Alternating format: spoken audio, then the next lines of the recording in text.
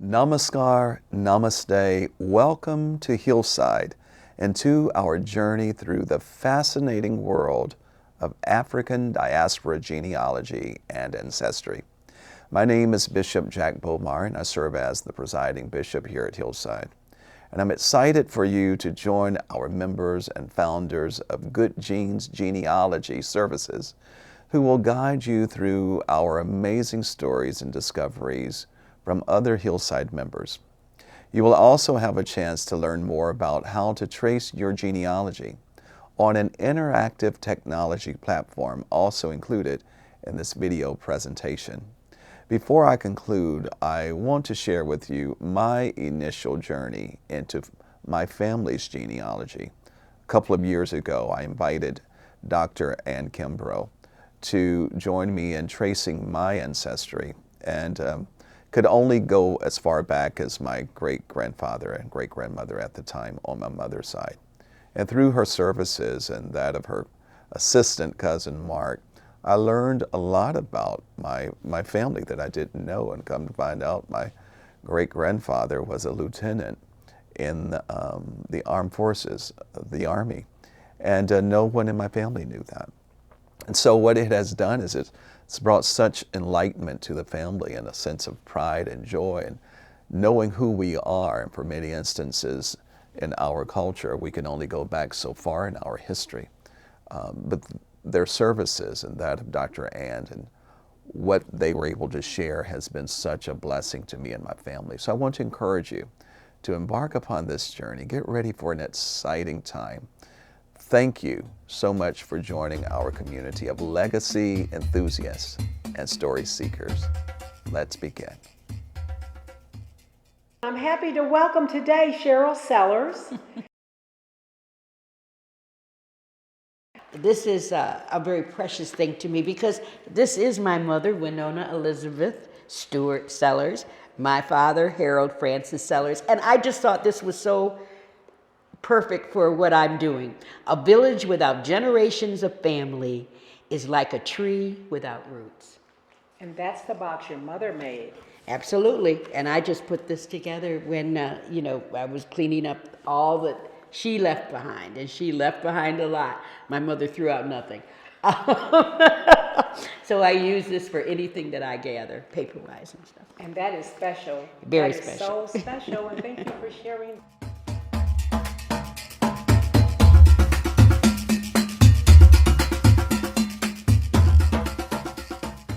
From the time I was a child was that I realized I never met any of my grandparents, and I knew only my father because my mother was an only child.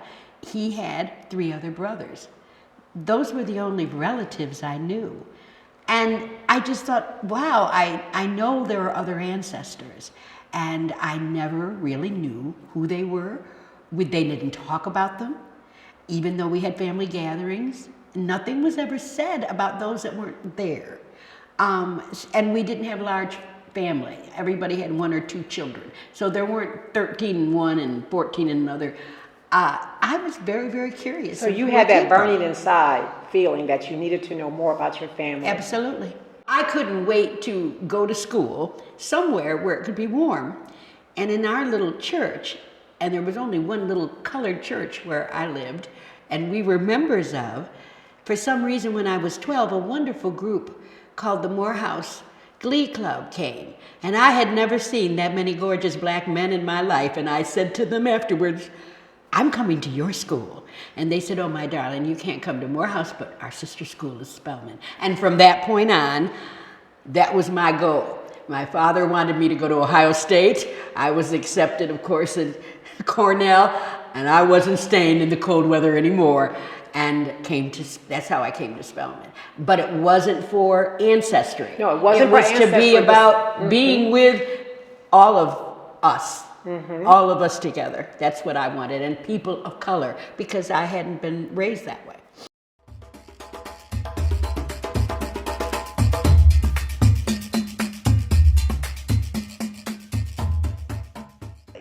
Talking with the members that were still there.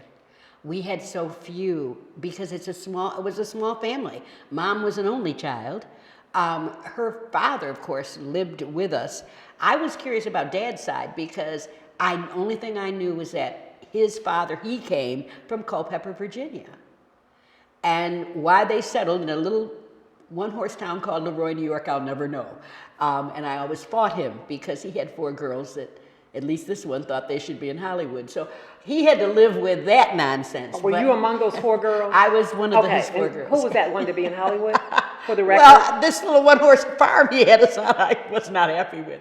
And the thing of it is, and I wouldn't trade it for all the world now, losing Dad at 17, because that's how old I was when he passed. I was so disappointed because there have been years afterwards, just millions of questions that I wish I had asked him, that I didn't. But I had my mom till 88, and every year that I'd visit her, it was about take the recorder and listen to your mother, because Mom didn't talk. She was a very quiet Indian, and so it was very hard for her. She never said anything about how she grew up. She never once mentioned what it was like in her day. She just never talked about that. So she really actually went to her grave with all of those secrets.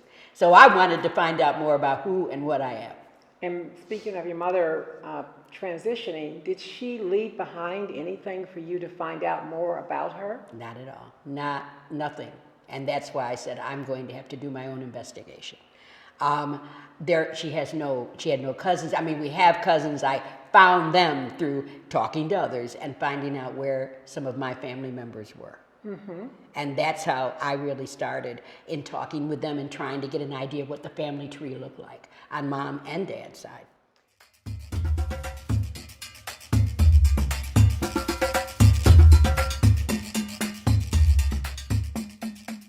I did not realize, I knew Dad's fathers came from Culpeper, Virginia. I didn't know that my father graduated from Leroy High School. And when you brought me that picture to see Dad again was one of the most wonderful moments, just to see his name and to see that face, because it's been so many years. And his accomplishments. And everything that he had done. But he was a man ahead of his time anyway. I knew that. But it was just that I knew Dad for such a short length of time, and I was just 17 when it all ended. So it was wonderful to have that moment of seeing Dad again.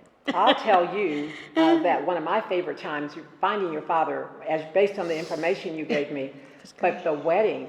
That was Mom. So yes. Describe that for all of us. That was the other thing I was going to mention to you. When you gave me the newspaper article, my mom. And what year was that? Do you recall? 1940. Yes, 1940. My mom was raised in Angelica, New York. Angelica, New York is another one of those little bedroom communities near Watkins Glen, New York, which no one has ever heard of, including myself. But to see in their newspaper in 1940 my mother's wedding, getting that kind of acclaim, what she wore, what the flowers were, that was just fantastic, and I was so excited when I got that.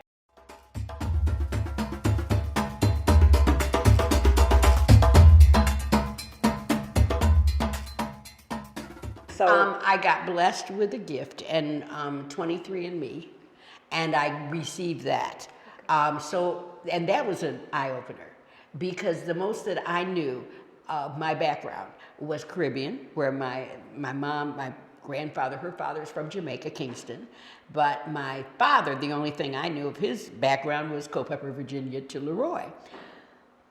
I was told I had so much of a Narragansett Indian because my mother is Native American, but that is a Rhode Island group. Nobody's ever really heard of them. They were one of these that weren't fighters, and so you don't read about them in anything about indigenous people, but they're out of Rhode Island.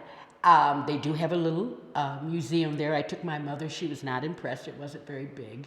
But that's how much I knew about myself. But when I got 23andMe, I found out that I not only have relatives, or I come from not just the Caribbean, but also Africa also.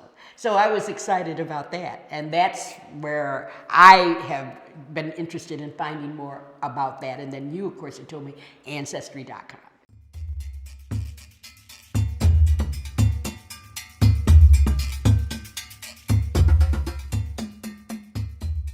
by wanting more. And I can only say I'm my own procrastinator, and that was my number one wish and letter to myself and everything for this year is not putting it off any longer.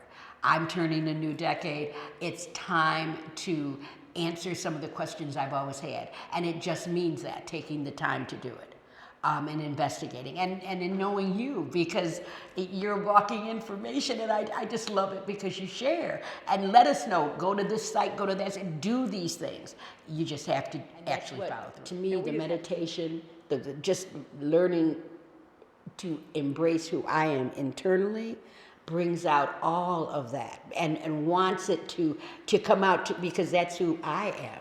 So that energy is constantly whirling, and I want to get it to the highest vibration. Excellent.